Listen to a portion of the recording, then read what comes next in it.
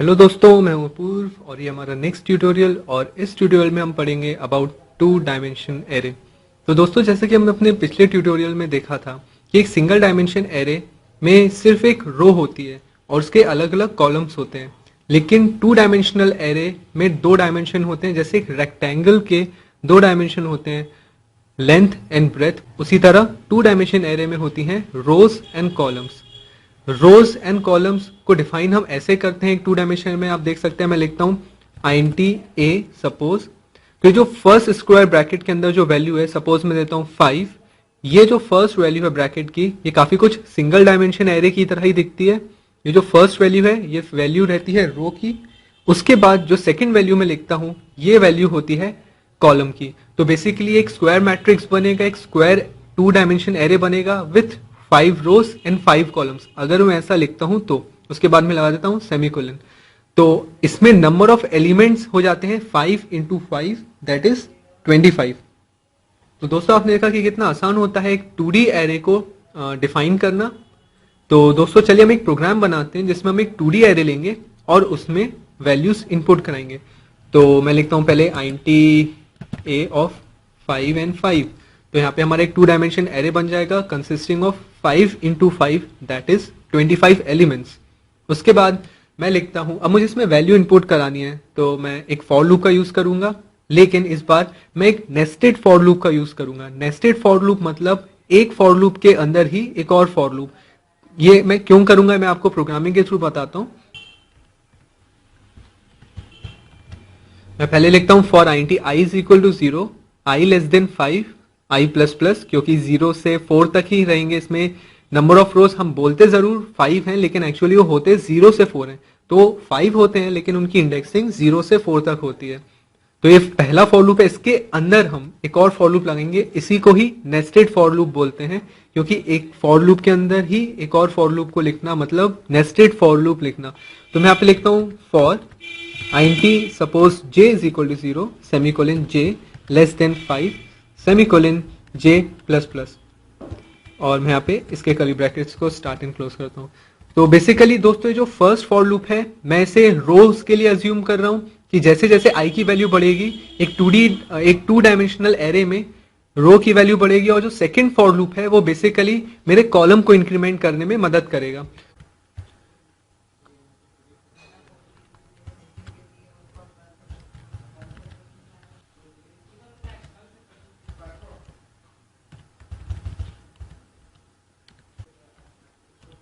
तो दोस्तों, मैं यहाँ पे एक लाइन लिखता हूँ, c out enter value of A square bracket. उसके बाद में इन्वर्टेड कॉमा क्लोज करता हूँ, क्योंकि दो स्क्वायर ब्रैकेट के बीच में मैं चाहता हूँ कि आई की वैल्यू छपे। तो मैंने यहाँ पे लिख दिया है आई विदाउट इन्वर्टेड कॉमा।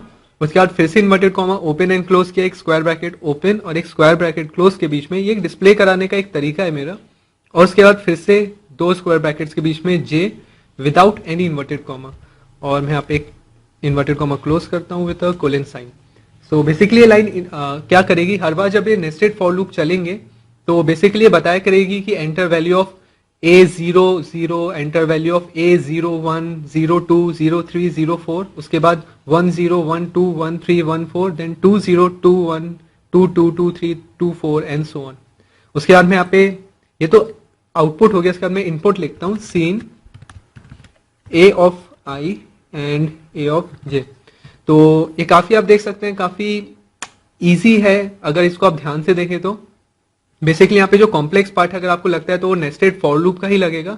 ये दोनों स्टेटमेंट तो काफी सेल्फ एक्सप्लेनेटरी हैं कि जब पहली बार आई की वैल्यू 0 होगी तो आई की वैल्यू 0 होने के लिए ये जो इनर फॉर लूप है 5 टाइम्स चलेगा, जब तक जे की वैल्यू 5 से बड़ी नहीं हो जाती या 5 के बराबर। और जैसे ही 5 से बराबर होगी तो ये लूप वापस से बाहर वाले लूप की तरफ जाएगा।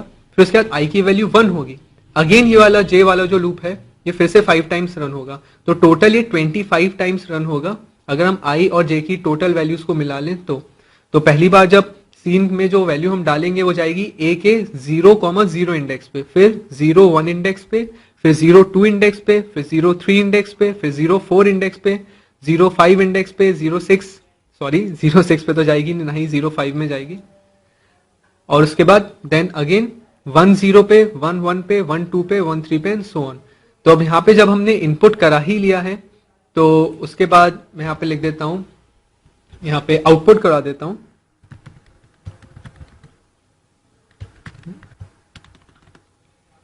तो यहाँ पे पहले मैं लाइन लिख देता हूँ, c out the value of 2D array is, उसके बाद में एक और फिर से नेस्टेड फॉर लूप लगाऊंगा आउटपुट के लिए भी। तो आप देख सकते हैं मैं वो कैसे करता हूं।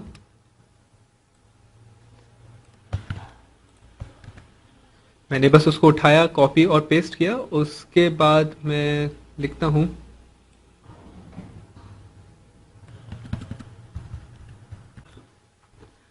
उसके बाद मैं दोस्तों लिखता हूं फॉर, एक और फिर से दो नेस्टेड फॉर लूप लेता हूं। For I int I is equal to 0 less than 5 I plus plus J is equal to 0 J less than 5 J plus plus.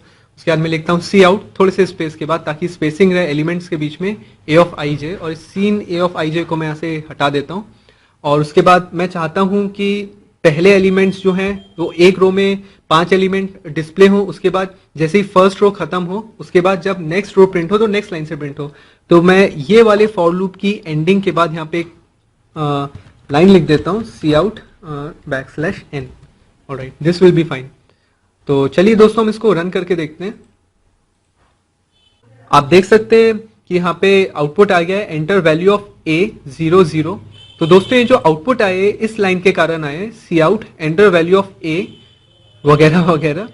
तो दोस्तों अभी जो फिलहाल j की वैल्यू है वो है 0 और i की वैल्यू है 0। हर i की एक वैल्यू के लिए जो इनर लूप है वो 5 टाइम्स वर्क करेगा। फिलहाल i की वैल्यू है 0, तो j की फर्स्ट टाइम जब इटरेशन होगा तब वैल्यू है 0। मान लीजिए मैं एंटर करता हूं कोई वैल्यू, सपोज 1। अब आप देख सकते हैं j की वैल्यू इंक्रीमेंट हुई, ना कि i की। आप इस लाइन से समझ सकते हैं i की वैल्यू इंक्रीमेंट नहीं हुई, j की हुई है। क्योंकि i की हर वैल्यू के लिए j 5 टाइम्स रन करेगा। तो मैं चलिए वैल्यूज इंपोर्ट करता हूं। अब आप देखिएगा ध्यान से, अब क्योंकि j अपनी मैक्सिमम वैल्यू पे पहुंच गया है, उसके बाद क्योंकि j इंक्रीमेंट होके 5 हो जाएगा और हमारी कंडीशन है j लेस देन 5, तो ये जो इनर लूप है ये ब्रेक होगा और ये आउटर लूप में आएगा और आउटर लूप में i की वैल्यू को 1 से इंक्रीमेंट कर देगा। तो आप देख सकते हैं इस बार ये जो a ऑफ 1 0 है, मतलब यहाँ पे i की वैल्यू इंक्रीमेंट हुई है। एंड अगेन अब i की वैल्यू 1 के लिए फिर से जो j का इनर लूप है वापस से 0 से 5 तक, फिर से 0 से 4 तक फिर से रन करेगा। तो मैं अब जल्दी जल्दी कुछ रैंडम वैल्यूज इनपुट कर देता हूं।